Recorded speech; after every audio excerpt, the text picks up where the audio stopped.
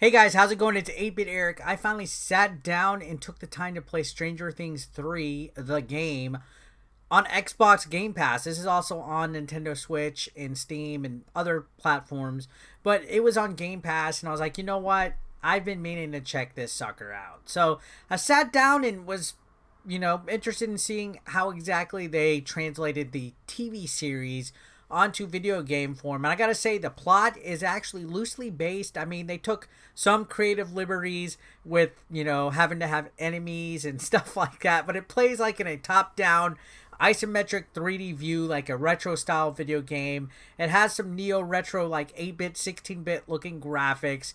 You initially start with just two of the characters, I believe Will and the other kid. I don't even think about it. Not even Will. Mike. I'm so sorry. I forgot all these kids' names. But you get the gist. You start off with two kids. Each one has its own unique power. One of them has like a slingshot. The other one has a bat. And then from there, you get Dustin. And then as you encounter the other characters in the crew, you pick them up and you're able to actually use them. Each one has their own unique move set. Some of them have ranged weapons. Some of them have melee weapons. Some of them have special powers. You have a unique move that can be used to do everything from clearing boulders to scaring or attracting enemies to attack one of them and stuff. And they have their own life meters too. But if one character dies, it's game over, so then you have to start over. Thankfully, there's plenty of checkpoints, save points, and things like that. And strangely enough, I thought the game would be a lot more linear, but it's actually a little bit more open world. Once you begin the game, you're actually able to encounter a variety of different quests. You could find side quests from NPCs who will ask you to do certain quests for them, or go get something, or go to another area and grab something and bring it back to them. It's actually really open world, and I was actually kind of impressed with that. You'll end up unlocking locations that are from the game, from like Starcourt Mall, the pool, the Hawkins Middle School. You get different locations from the actual TV show, so it's actually really cool to see them in video game form and placed out there. I had a lot of fun actually just exploring. I would often tend to go off the beaten path and search, and you can destroy a lot of things in here with your weapons, find new paths, of course, break down rocks, find different items. You'll find item chest and stuff like that. So it's standard. If you've played any kind of retro game that looks similar to this, it's pretty standard to stuff like that. Just a lot more open world and open form than I thought. Now, there is a little bit of degree of challenge with some of the boss fights and the enemies and stuff like this, which is why it's recommended that you grind as much as you can and craft. There's crafting mechanics in this as well. You can find craft tables, or you can go to Dustin's house and use his craft tables and build up healing items and weapons and stuff that are used to help gain the advantage when going out in battle and stuff. It's actually really quick and easy to pick up and play. Light RPG elements, but not exactly. I would say it's more of like of an action game. Not exactly a platformer either. There's not really any platform in this game. Now, level design, once you go into like some of the buildings and stuff, could be a little vanilla and a little plain. You get like these hallways with like a lot of assets that are just reused over and over. Like, for example, you go into like a book suppository where it just kind of looks real mechanic and stuff and gray. I don't know, but there was parts of the game where I was like, all right, I can get behind this. Is actually fun. Pretty big little time sink, actually, if you think about it, because you'll find yourself just grinding and killing enemies and gaining money so you can go and, better up, your characters and stuff like that.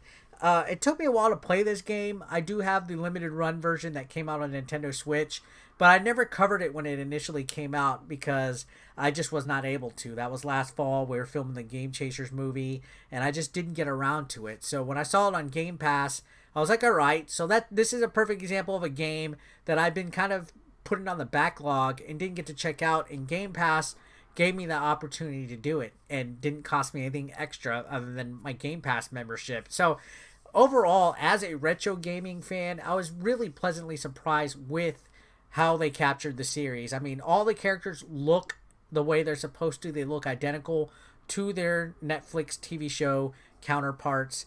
And then, you know, the enemies, yeah, they look a little stock. You'll see like these Russian thugs and stuff like that. NPCs at times look a little stock too. The environments and stuff. But overall, it did capture the vibe. The music that they did in this game, they couldn't really directly use the Stranger Things theme, but they did good alternatives to how the actual music in the movie or the TV shows. I always want to say movie, but the way the Netflix show looks like. So I think they did a good job capturing that. And of course, it's based on something in the 80s, so they went with this 80s look as far as the graphical style goes. So honestly, not a half bad little game. I was overall impressed with it. Had a lot of fun. If you haven't played it yet and you're interested in doing it, if you're a retro gamer, I think you will actually enjoy it for the most part. So it's short and sweet. Just want to kind of give my thoughts on it. It's nothing too innovative. Again, it plays a lot like a lot of other things that look like this, but it was enjoyable for what it was, especially if you're a big fan of the show. So that's it for today, guys. Thanks a lot for watching. I genuinely appreciate all the support. Comment down below. Let me know your thoughts if you played this game. Subscribe if you haven't already. I'll see you guys soon. Consider supporting 8-Bit Eric on Patreon for just $1 a month. Link below in the description.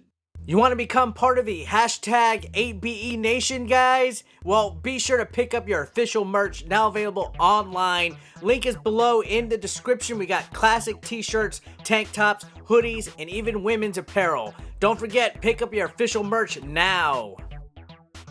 And while you're at it, guys, feel free to watch the next video, or why don't you catch up on one that you might have previously missed.